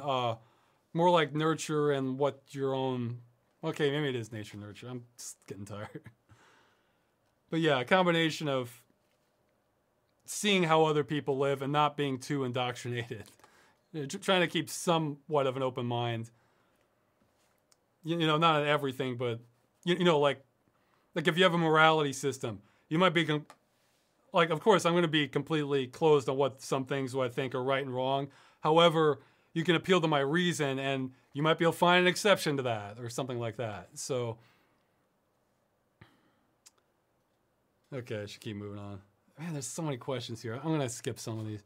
Oh, okay, this is a good question. I noticed that Accursed Farms is no longer listed on Channel Awesome. Was it an error on their part, or have you departed from that group? Has something happened recently between you and Channel Awesome? Okay, it could be an error, but it's probably not. I totally deserve it if they've taken me off, because I've just been neglectful. I'm supposed to post like all these details and submit them like every time I do a new video, and I just kept dropping the ball on that because I noticed there weren't that many more views coming from it. So it's basically my negligence has led to that, and it's totally my fault. It is absolutely my fault. You know, if I got my act together, I don't know, they might consider taking me back. Maybe not. But it's just me getting overwhelmed. This is what happens when I take on a little too many things. What do you think of YouTube's new advertiser-friendly monetization policy? I hadn't heard of that until today. I haven't had a chance to look at it, and I don't think people want to watch me reading it right here. Okay, so I feel that it curtails the freedom that content creators have had on YouTube and is almost borderline censorship by keeping them from making money on the videos for something the company does not approve of. It seems easily abusable and way too vague. I know that YouTube is a private company, but I feel like they might have overstepped their bounds on this one. Again, I haven't seen it. Would not surprise me if what you're saying is true. I mean, once you get the giant corporations, all bets are off, pretty much. I mean, I'll try and look at it before the next video chat. If I feel like it's something really worth mentioning, I'll try to remember to bring it up there. But I mean, YouTube, you know, as for something less serious, you know, I ran on this, like, why is it YouTube got rid of the option to look at like older videos way back? Like, your options now on YouTube are you look at the most recent videos, the most popular videos, or starting from the oldest videos. And then you always have to click load more, load more, load more. Like last month for your sakes, I was watching a few videos from College Humor, and I wanted to see their older ones because they're typically a lot better. So I wanted to see one from a few years ago, which is like right in the middle. So I have to click like load more like 30 times because they have a ton of videos, and most of them I'm not that interested in, but some of them are really funny. Old YouTube, once upon a time, YouTube, you could just click on the page number. Okay, I'd like to go to page 30. There you are. Why do they not have that as an option? It's insanity to me. I mean, it's like that's, you know, that right there is why I have to keep up on the website and get it into better shape. Because at some point I'm gonna make too many videos, no one's gonna know any of these old ones exist. Whereas I could have that, bam, all right there on the website. You know, you don't miss a thing. Because, you know, I try to put effort into the videos, you know, and hey, guess what? People years ago, some of them put effort into their videos. So what? Newer doesn't necessarily mean good. College Humor, perfect example of that. Their videos from like 2008, I don't know, maybe 2010 or something like that. So many of them are so funny. Yeah, if you want to hear, yeah, Hero, since I keep mentioning it as an example because I'm sleepy, so I grab on it, things are easy. Probably my favorite College Humor video would be The Infinisphere. I recommend checking that out. The Infinisphere. It's a short science fiction. I love it. Okay. Okay, then I have to read the question. See whether it's... Of the various game engines over the years, Unreal 1, 2, and 3, Source, Gamebryo, Quake, which engine do you have a preference or a fan of? Things like content, usability, the games that are made on it, maybe the overall look and feel of it. Okay, well, honestly, present day, I think every engine looks great. Like, seriously. Like, Crytek, oh, it looks great. Unreal, looks great. Unity, looks great. I mean, like, when it's done right by a professional studio. Like, I think all games look great now, pretty much. For usability, actually, that's one of the things that pushed me towards Unreal is, you know, animation is like the #1 thing to me. And at the time, and it might still be the case, a lot of people use Unity, but I noticed they didn't have frame-by-frame exporting, which is a big deal for me because that means I would have to render the movie in real time, and which I can maybe do, but that means if I have a stuttering during the recording, that's going to show up in the video. I don't want that. I don't want the frame rate to be silky smooth. Hey, when I do the movie, I might as well render it at 4K. You know, it's not going to be that much more effort than just doing it at 1080 or less. So that's what pushed me towards Unreal. As for looks, I always did like the look of Source. I guess Quake had a good look too, like a lot of the Quake 3 games. Unreal, like the older Unreals are sort of neutral. And Unreal 3 had good stuff, but it left me biased against that because that was when a whole lot of people went just nuts with tinting and bloom, stuff that I think they just went way overboard on. So even though it wasn't the engine's fault, people abused that so much for Unreal 3. But yeah, I'm not an expert on usability. But like usually I would look at ones for making machinima or something and see how many options it gave me. And if there were big problems with like animation or making machinima, I would just sort of move on.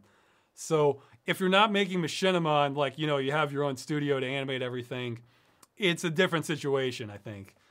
So if you're a game developer, you're going to have different priorities than I do. For me, like I said, for me, animation, ease of use and animation is like the sun. And everything else, map design, lighting, everything else, those are like planets revolving around it. So.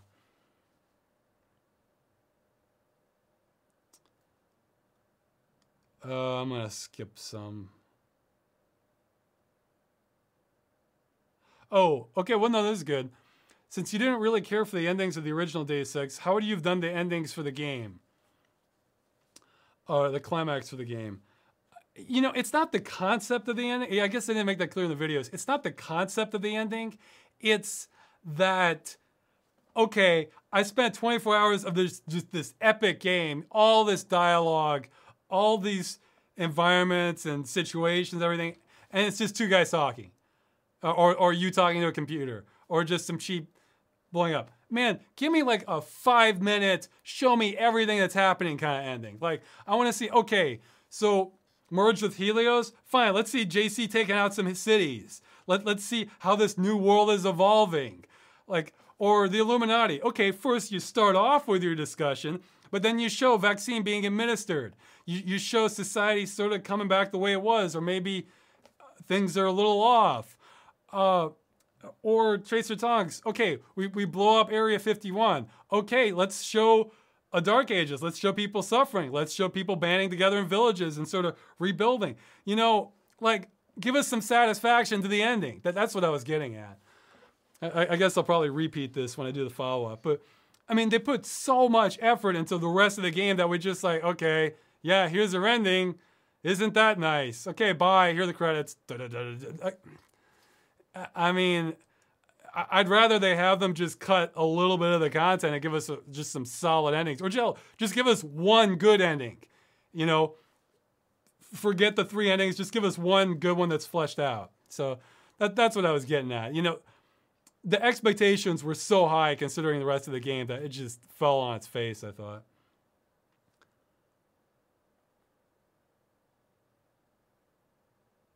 Oh, okay. I didn't know this. Early on, the Deus Ex originally had plans to do a whole separate storyline if the players chose to stay with UNATCO instead of going rogue. It got cut for time and various other reasons, of course. Do you think that kind of story route would have worked? Yeah, totally. Like you could have had assassination missions then. Like you're trying to take down the NSF and that leads to the Illuminati. You know, it could have been cool, but cutting stuff for time, you know, it happens. Do you think developers made the right call by cutting it instead of focusing on polishing the game with the rogue story? Obviously. Of course. You know, choice is nice and all in games, but I mean, it depends on the game. Like some games are way more gameplay oriented, but if it's a game that has a narrative, I'd rather just have complete linear, done right, I have great memories of the game, than, you know, more choices, but everything feels kind of half-baked. So, you know, for some games. Others, it depends, you know. Okay, oops, lost my questions. Where did I put my questions? There we go. Okay, I'm almost getting to the end here. Whoa, okay. For Deus Ex and Deus Ex Invisible War, which endings do you choose as your personal endings? Well, I had to go with Helios. I mean, that was because the Illuminati, it didn't really sound like they were fixing too much. And, well, the Dark Ages would have created chaos, and it wouldn't have really happened in the first one. And Invisible War, it didn't, I mean, am I going to kill JC in Invisible War? Really? Am I going to kill JC Denton? Is that the ending? No, of course not. And plus, hey, I'm still a little vague on just how utopian it was, but if it works the way he said it does, that's one of the most utopian endings I've ever seen in a game. I mean, conceptually. Obviously, you just get the statue and that's it, but the concept is one of the most utopian visions I've heard of in science fiction. So, that's the one. Okay, I'm not going to rank the endings. How do you feel about a character you played in the first game end up as a major NPC in the second game? I can't say I was too happy with the developers essentially wresting control of the character from the player and dictating their own version of the character. Well, it sort of worked. I mean, actually, I'd say, you know, they say they're dictating their own version, but by the end of Deus Ex, if you do go with the Helios ending, that implies certain decisions were made, and that's going to influence his personality. I'm cool with that if they stay true to the character, you know. Okay, hey, spoiler, on the next one, I'm spoiling the first 30 seconds. I think it's cool that Bob Page is in Human Revolution, so I won't say anymore since the episode's coming out a few days. I'm going to try as fast as I can to get it done, but I can only grind through this stuff so fast. I've recorded all the dialogue. I've edited all the dialogue. It's like arranged in the timeline. I've started filling it in, but it's going to take time to fill it in, do the volume balancing, and just sort of polish it off. So and then I get my work-life balance back. I mean, I could do that now, but it just creates tension in me when I know I'm behind. I wanted to have this done by the 23rd, and I'm approaching 2 weeks late. To me, that's just like no. So, okay, I'll take questions now. I might not take as many this time. If you have questions, do 3 equals signs before your question, and then I'll see it more easily in the chat here. So I'll try and scroll up and see if I missed any while that's going on.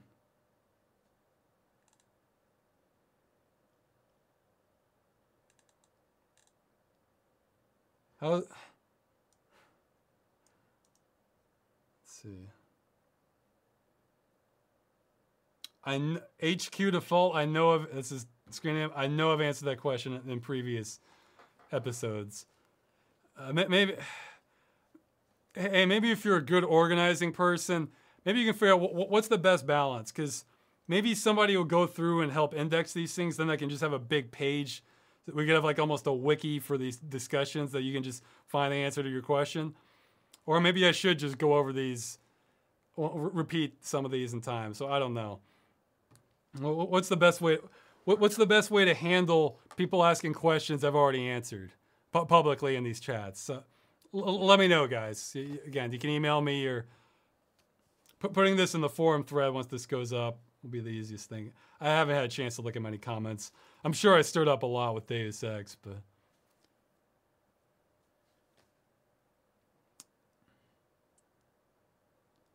okay, I'm reading. Ross, most real names have meanings in languages from which they originate. Most fantasy settings, however, feature names that are just randomly picked sequences of letters, rarely with any meaning to them. I find this annoying since this removes an extra layer of storytelling. What do you think about this? Do you think people should put more meaning in the names and the worlds they create? Well, for me, I'm all for putting details to make your world seem more believable. You know, I'm all for that. Or the characters more believable. Names aren't that big a deal to me, but I find it friggin' annoying when it's just some fantasy name. They don't really care, but the name is like, you know, and like has apostrophes and accent marks, and it's like, come on, unless the designer's actually from a region of the world where you're actually gonna see it's gonna be that kind of cryptic to native English speakers. You know, make it something simple, like Bodunk or I don't know. Yeah, it's not a big deal to me, but hey, I'm all for little details to make your world seem. For fantasy, it doesn't even have to be believable so much, or believable on its own terms, you know. So yeah, people can fly, or people can do magic, or everything, but as long as the rest of your story makes sense, if you assume these things are true, I'm cool with that. Whereas just like, if you have stuff that just makes no sense at all, even by your own rules, then yeah, I hate that. So.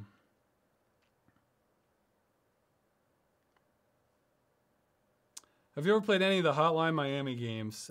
You know, I normally don't answer that many. Have you ever played this game? I'll do Hotline Miami. I played some of the first one. It's weird, except for, I can't even explain why. Except for like vertical, you know, plane kind of shooters like Tyrion or real-time strategy games. I've never been a big fan of like top-down shooters. And it's a pretty difficult game. I ended up just watching playthroughs of both Hotline Miami 1 and 2. And it's definitely creative. You know, I think my favorite aspect of the music's great, but I think my favorite aspect is in the first Hotline Miami, where just every guy you show up, he looks the same and he's your friend. Like, oh, hey, you know, oh, hey, pizza's on the house. Or, hey, you know, video rental's on the house. You know, you're my good friend. Or, hey, beer's on the house. Like, it's just like this guy's everywhere. I love that. So, okay, for now, I'm skipping questions I know I've answered. Were you playing the director's cut of Human Revolution? Mostly no, but I do have a mention of it in the video. It doesn't. I'm aware of all the major changes. It doesn't affect my opinion of it much. Yeah, here. Why don't I say this now? I'm not really planning on mentioning the boss fights. They weren't that big a deal for me. More importantly, the entire internet talked about them.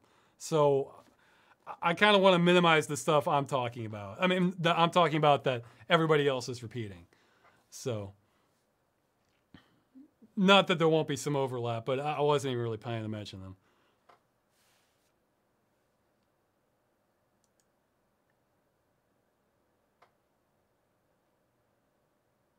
I think I answered what's my favorite type of comedy last episode. Let's see. Is it just a weird camera angle, or do you have a black strip of hair on either side of your head? No, it's probably my chair. You can sort of see it.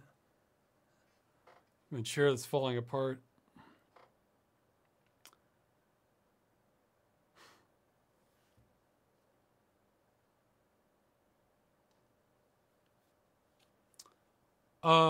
Somebody's asking what I think about Team Fortress. He's asking my opinion on like the current state.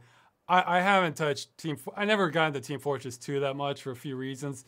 Mostly because I got into TFC, Team Fortress Classic, and the pacing's so different between the two. I did play Fortress Forever for a few years, but I feel like they made I love the 1.0 release of Fortress Forever, and then they made some decisions that really just, it's obvious they didn't care about balance, and it just kind of almost ruined the game. And then they sort of made it better, but I'm not sure they ever sort of restored it. So, Ross, what was your take on the No Man's Sky hype and release last month? Well, I've heard of that a little bit from friends. What? You know, okay, you know, it's easy to say this after the fact, but I almost predicted, I should have said something because then I'd look like a prophet. It's the same way I should have said, I was so close to saying that, you know, maybe the Assassin's Creed should make a game out of the French Revolution. Again, I was so close to saying that in the tournament video, but I didn't. And there's another case where I could have predicted. My prediction about No Man's Sky was, once I heard how small the team was, it didn't seem possible to have the depth they were talking about. Like, I just don't see how you do it because, hey, the graphics are high quality. Oops, does my stream run out? It might have run out. Okay. It might have been high quality. Yeah. It's just like you need so many resources to do games of a certain scale, and like you don't get a scale bigger than that. You know, this may not do any favors for the PlayStation, but it's so obvious to me from what they need to do. Okay, the controversy is they didn't fulfill a lot of promises. The gameplay is kind of shallow and repetitive and everything. It's so obvious they need to open that up to modding. Like that would save the game, I think. Because look at something like Oblivion or Skyrim. What if you had that kind of community working on No Man's Sky? It would turn the game upside down, and a year or two from now, it would be just keep the sales going. I mean, geez. I think the way they are going, maybe it'll be a fun game in like this time next year. I don't know. Zero Punch. No, not Zero Punch. I was on his freaking podcast, Total Biscuit. Okay, Total Biscuit. He had some thoughts about that. I still need to listen to it. I'm curious what he had to say about it. But yeah, I never really followed too much of the hype either. I just sort of saw a trailer or two, so I wasn't aware of all the promises they were making. So, but what basically indie game plus utterly massive scale plus deep gameplay plus low team or small team, low resources doesn't add up to me. Like something's got to give. And in this case, it sounds like the depth is what gave. But yeah, God, they need to open that up to modding. Like, I mean, release a development kit. That'll save their sales in the long term. I'd be willing to bet. Because how could it not? Okay, visit every plant. somebody can make the perfect space exploration experience. You have the power of the internet fueling that, and you have a great foundation for it. That's what they need to do. But whatever. We're in a gaming renaissance, so somebody's going to make a spiritual successor or a competitor to that that's going to get it right eventually, I'm sure.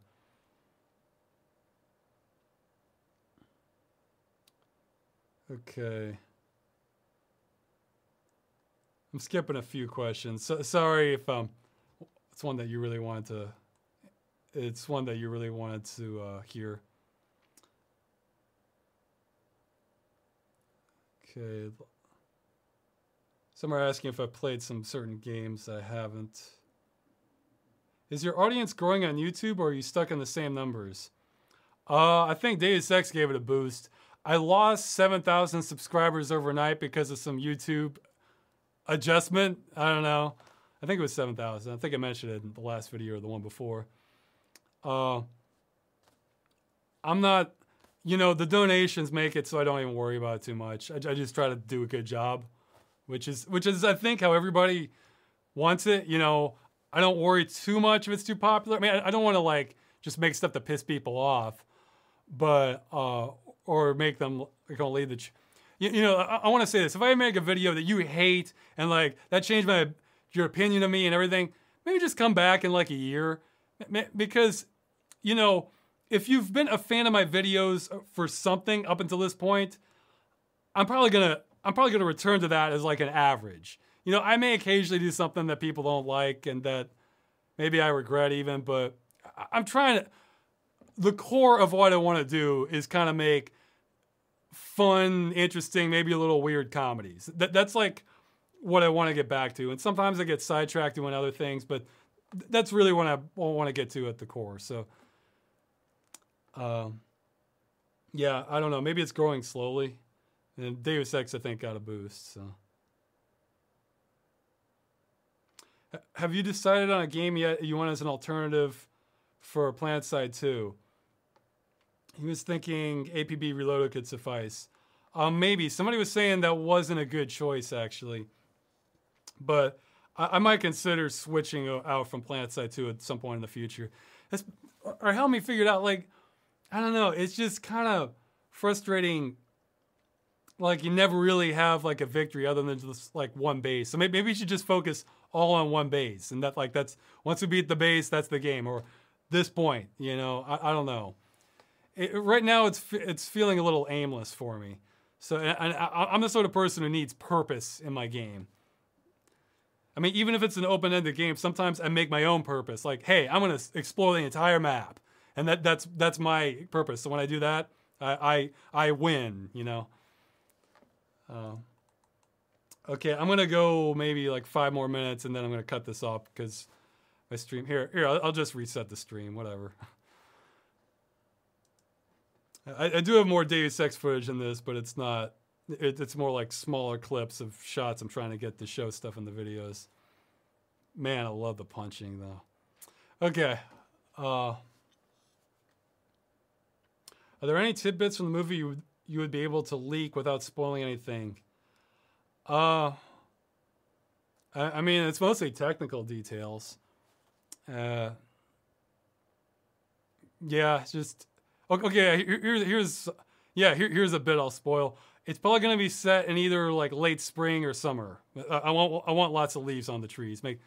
I want to try to make this it's not going to be bleeding edge graphics at all, but I want this visually appealing. You can have sort of dated graphics, but yeah, that is nice art design. I want it to be kind of like that. So I'd love to have it. It probably won't look this good, but I would love to have it look like the StarCraft 2 in-game cutscenes.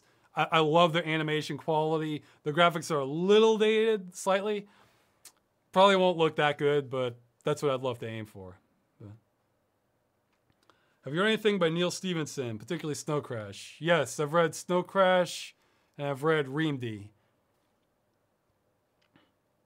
Yeah, Snow Crash is one of those ones that had some predictive appeal to it. I forget what I'm trying to remember if he mentions what resolution his virtual reality goggles are in that.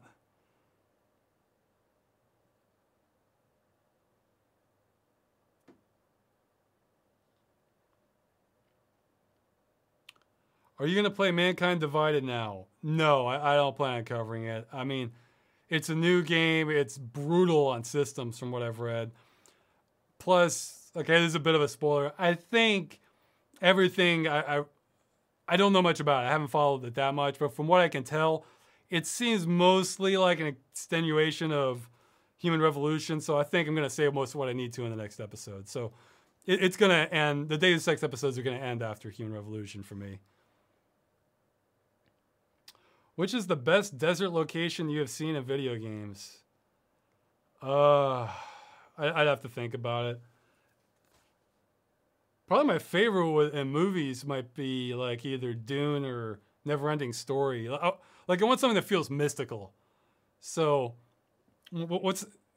hey guys, you tell me, what's the most mystical desert in games? I mean, there's like a little bit in Diablo 2, but it's not that great. Yeah, well, I think whatever the most mystical desert. Something that makes me wonder what's out there. Oh, I know. Okay, here's my favorite desert. King's Quest V. Yeah, I mean, maybe it was when I played it or whatever, but I got the feeling like it would, what? It got the feeling like anything was out there. I don't know. So yeah, okay, I think that's my favorite desert, King's Quest V. And it's kind of a maze, and man, you can get lost in it. And actually, for that matter, the one from the multiplayer map in Dungeon Siege Original was kind of cool too, because you can get lost in it, and there's secrets out there. Yeah, that's what I want out of a desert. Mysticism and secrets.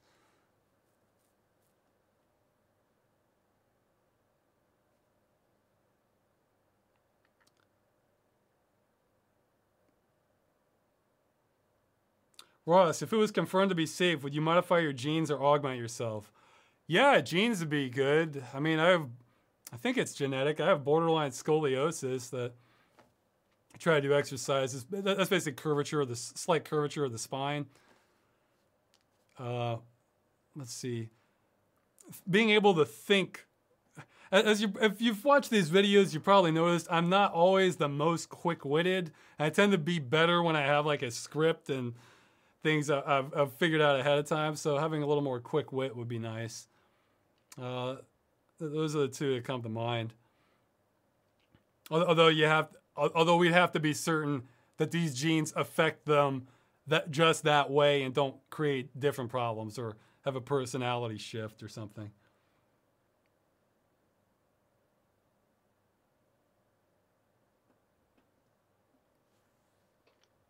If you do Freeman's Mind in any other game, what game would that be? Well, I already did it, sort of Doom, I guess. I mean, you want a silent protagonist, and you want something that's just kind of, you can blow it away. But I don't plan on doing Doom, guys, sorry. That was kind of hard on my voice when I did that. Yeah, if you haven't seen that, I've done Doom Guy's Mind. It's probably the most offensive video I've made. So. Do you think Square Enix and Eidos would remake or remaster the original Deus Ex? I don't think they would, but you know, that's actually, people be divided on this, but if they took the mechanics like and just sort of made them work for the original Deus Ex, that could be cool. But you know, because okay, this is a bit of a spoiler. I mostly like the mechanics in the new one. I mean, if you're watching this, you can see the combat. It's pretty intense. I think it's hard to argue this one didn't do combat better than the original. So, can you refrain from making your videos age restricted, like Still Life Part 2? You know, that's another one I was divided on. Like, I thought, see, that was a Christmas video also. And that got real dark and intense. And even though like some of them have other violent stuff, I feel like, I don't know, I feel like maybe I should just do that. Plus, it was sort of a joke to have Still Life Part 1. It's like, okay, as far as you know, it's a game about like visiting your relatives and baking cookies. Bye. You know, it was sort of fun splitting it up like that. I guess what it is, you know, if people are tuning in for a fun Christmas episode, and they see the stuff that's in still life. Man, I didn't want to ruin people's I didn't want to ruin Christmas for people, even though some people I know would be totally cool with that. But you got to look at everyone. So I felt like it was the best compromise. I wasn't completely comfortable releasing that one as it was. Yeah, a lot of people are saying they've seen worse, and yeah, I'm sure there are worse that aren't age restricted, but I don't have plans for any of them in the future, including Still Life too, from what I remember. So.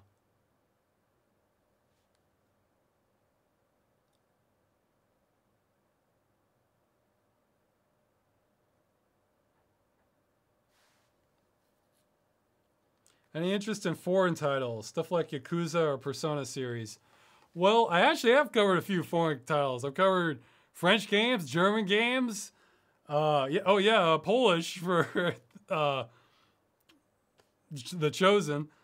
I think I've gotten some more other nationalities, but as for Japanese ones, I don't know, Yakuza, I might be interested in, but Japan weirdness is a different flavor, I think, than like Western Hemisphere weirdness.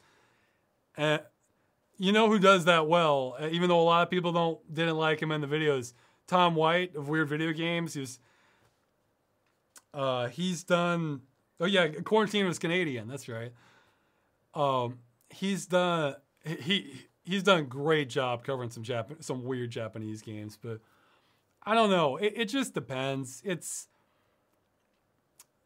I guess I can kind of relate to Western games more, but okay, this shows my ignorance. I don't even know if I think it actually is a Western game, but I am kind of curious about Sleeping Dogs. I might try that out eventually, but that might be a Western game that's just set in China. So, I don't know. I'm sure people will correct me. Let's see. Okay, well, I said 5 minutes, and I think that was about 10 minutes ago. I'm going to wind it down, guys. I'm just going to scan for questions real quick, see if there's any really good ones that I missed. And then I think I'm going to cut it off because I'm getting hungry and tired. and I have to get back to work on Deus Ex. So. Well, okay, well, sure. I don't plan to talk about this in the video. What do you think about the microtransactions and one-use DLC in the Deus Ex? It doesn't add to the game, especially a narrative-based one. You know, I mean, it rips you out. I'm not talking about this in the newer ones because I feel like I sort of covered it in the first Deus Ex. You know, when I was pointing out that, you know, Smuggler's Den today would be DLC, for sure. But, what? Yes, yeah, I need to go. Okay. But it's not the biggest issues I have with Human Revolution. But yeah, let's see. But yeah, I don't talk about that because Human Revolution had DLC. I don't think it had microtransactions though. But I'm not sure. I mean, it had DLC and it had like, I think even like pre-order weapon bonuses or something in it also. Okay, I'm falling apart here. Yeah, somebody's asking if I'm happy with how work on the movie is progressing. No, not yet, but all that does is sort of stoke the fires for me to just tear into it later more. So I don't get discouraged by that. I get, you know, it's like an excited dog and it keeps shoving its face to the side. Like, that doesn't make the dog less calm and less motivated to get in your face. It's kind of like that with the movie. The more it gets postponed, the more I start getting like losing it a little bit. Okay, last question then I'm ending it for sure. What do you think of Valve's ignorance to several of their games community's needs and requests? I think it sucks, and I think Valve has the resources, totally has the resources to take care of that if they wanted to, but Valve works in mysterious ways. So, look, I don't mean this in a mean way, but that is absolutely why I'm using the Unreal Engine and not the Source Engine, despite having far more experience in the Source Engine for making videos. So, again, I don't mean this as a mean way. it's just pure practicality. Okay, this will be coming up on YouTube, and Human Revolution couple days after this goes up on YouTube. So I'm gonna try for the 6th. That could totally not be when it shows up. I'm just gonna work on it much as I can until it's up. So then get back to normality and more variety of videos, not just the Deus Ex channel. Okay, bye everybody.